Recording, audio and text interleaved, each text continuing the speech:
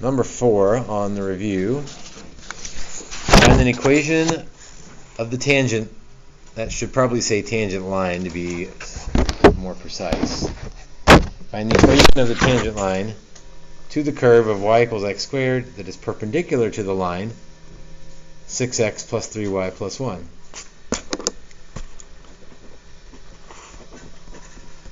Well, tangent line means I need a point and a slope. Slope I'll get from f prime. Point, yeah, they usually give us the point, and that's nice when they do that, but they didn't do that on this one. So let's take a derivative. That would be the easy part first. Y prime equals 2x. Okay, but I need to know what the x is in order to find the slope at the particular point. Perpendicular, though. Remember what perpendicular means? Yeah, the opposite reciprocal. The slopes have opposite reciprocals, or negative flips. So this slope, 3y equals negative 6x minus 1. Y equals negative 2x minus 1/3. So that slope is negative 2. So what's the perpendicular slope? 1/2. So I actually do know the slope now. The slope's 1/2.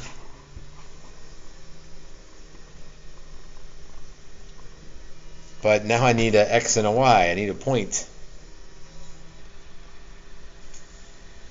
So how can I find, let's see, if the slope's 1/2, but y prime is 2x, I can find x from that. Because if the derivative is 1/2, that means x is 1/4.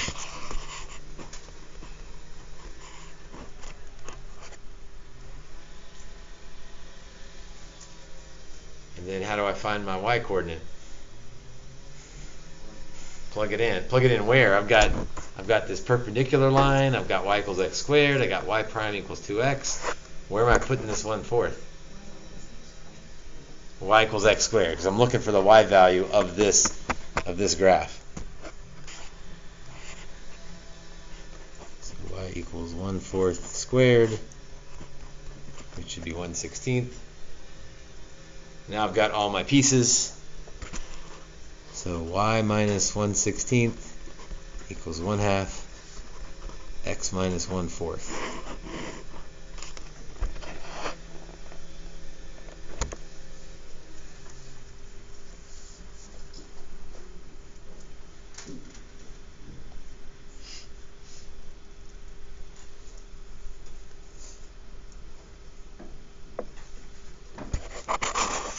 Let's talk about 2 and 3. I was looking at the test last night, and these are supposed to be the easy questions, but they are frequently missed. So a function is not continuous at mark all that apply. So if a function has a hole, continuous or not continuous? Not continuous. And maybe if the directions are funky, we'll just say that's not continuous. The function has an asymptote.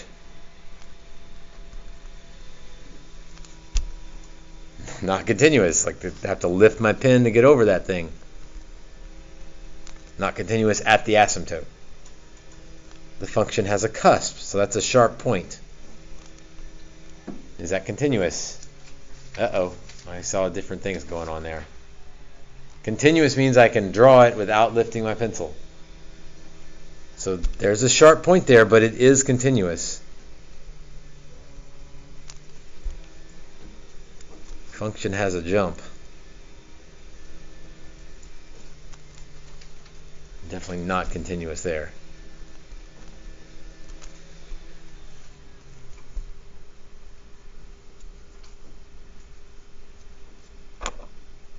What was the thing it's not? So you're right. There's something going on at a cusp or a sharp point. Look at number 3. When is a function not differentiable? Differentiable means I can lay a tangent line there. So a sharp point, I don't know how to put a tangent line on there because it's a sharp point. It's like a seesaw thing. So that's not differentiable, even though it is continuous. So you're right, Connor. That's the confusing part of the cusp thing. It's like, well, it is continuous because I can draw it, but I can't put a tangent line there because it's a, like, I don't know, where would it be? It's a teeter-totter almost thing. All right, can I draw a tangent line at 2 if f of 2 does not exist? No. It's like, how do I? Can't do a tangent line to a graph that's not there. So not differentiable. F of 2 has a horizontal tangent line. Let's see, a horizontal tangent line would be like that. What's that derivative equal to? 0. So that is differentiable. F prime would equal 0. Vertical tangent line. So that would be like it goes straight up at the point. So there is a tangent line. What's the slope of that tangent line? No. The slope is undefined. That means f prime is undefined. That means it is not differentiable. To me, that's kind of the tricky one because you think, oh, there's a tangent line there. There is, but its slope is undefined. Derivative is slope of a tangent line, so there is no derivative there, even though there's a tangent line there. So that one's a little bit weird. I just have a quick question about the asymptote. Mm-hmm. Is it like going to be guaranteed to have like 2 separate like arrows? Because wouldn't a function still be continuous if it was just one? Okay, so with the yeah, that's a great question. This actually got debated last week on my Facebook calculus group. Oh. The exciting group that is. So the technical definition that the person came up with is that this is continuous on its domain. Which, I don't know, I still feel like that's a cheating way of getting around it. Like, well, other than the hole, it's continuous. You're like, well, that's the whole point. It's got a hole or an asymptote. So I see your point. If there wasn't anything on the other side, then you could say that that's continuous. Okay. Yeah.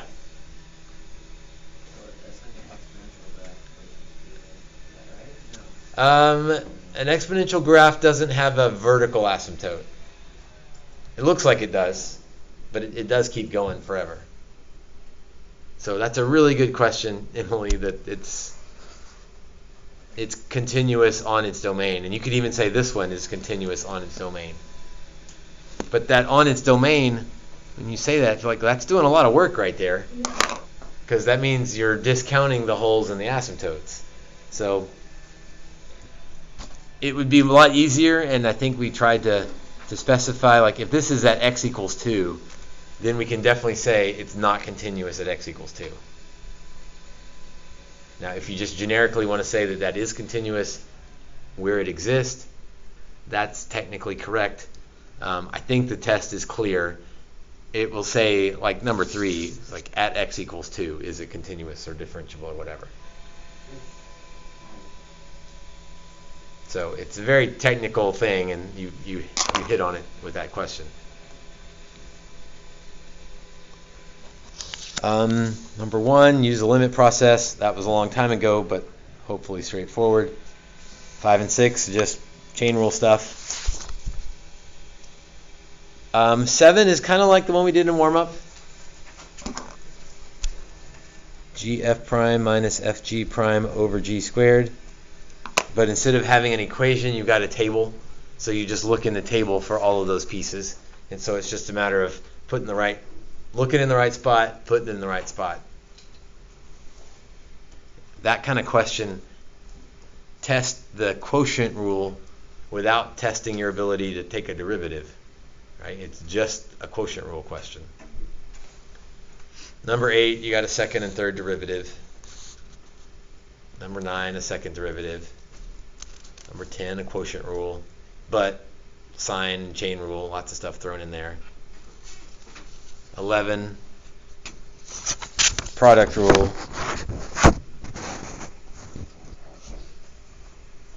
6, pretty straightforward. Just plug in pi over 6 when you get to the end. So a lot of this test is read the directions carefully.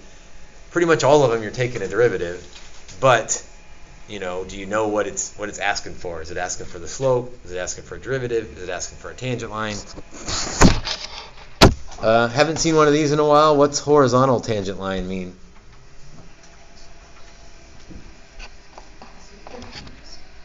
Looks like that. So what's the slope of that? 0. So you're looking for where y prime is equal to 0. So take a derivative, set it equal to 0. All right, I told you I'd tell you a little bit about what's on the test.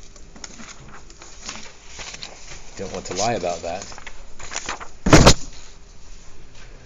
So here it is really quickly. Maybe you could check out the end of the video later. It's no calculator, half multiple choice, half free response.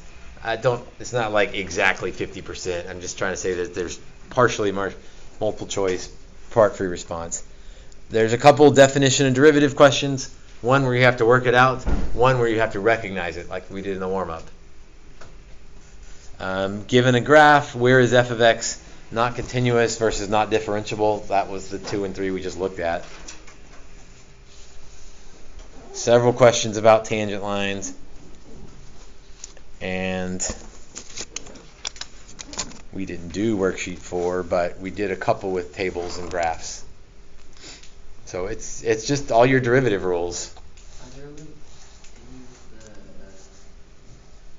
what's the second equation where it's like the alternative definition? Are there any that you have to use that one as opposed to I think there's one of those. The question was alternate definition. I don't think there's one where you have to use it. I think there's a multiple choice question where you have to recognize it, like number 1 in the warm-ups. Except number 1 was the original definition. There's one on the test where you have to recognize, be like, oh, wait a minute, I don't really want to actually find that limit. I want to recognize that that's the derivative of something, and then go find the derivative using a derivative rule. So that's a good question. And then lastly, average versus instantaneous rate of change. Average is the algebra rate of change. Instantaneous rate of change is the calculus rate of change. Great question. So what's due is there's been 7 assignments. 1, 2, 3, 4, 5, 6, 7. 6 book assignments in the review. I'll take 6 of the 7. So that means another way to say that is the review can replace one of the assignments. Or if you've done all the assignments, you don't want to do the review because you feel good, that's fine too. So 6 of the 7. Please make sure they're clearly labeled. It's such a pain to try to figure out. Put the page number at the top so I know what I'm looking at.